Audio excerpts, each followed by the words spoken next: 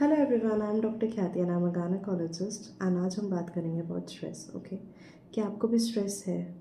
जितने भी मेरे पास पेशेंट आते हैं उसमें से 80% ऑफ द पेशेंट्स को स्ट्रेस होता है। ओके, पर I would just always tell them कि स्ट्रेस लेके करोगे क्या?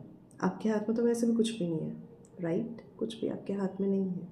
ओके, उसके अलावा स्ट्रेस से क्या क्या चीज़ें होती है? स्ट्रेस से लड़कियों में एक्ने होते हैं मुंह पे, ठीक है। सेकेंड थिंग, अबॉर्शंस होते हैं।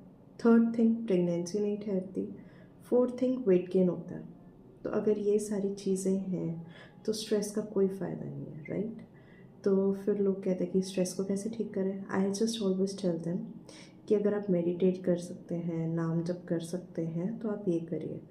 तो अगर कुछ लोग ये भी नहीं कर पाते, सो आई टेल देम एक कमरे में जाओ, ओके, 10 मिनट्स के लिए अकेले रहो, ओके, डिम लाइट करके बैठो and keep your mind empty.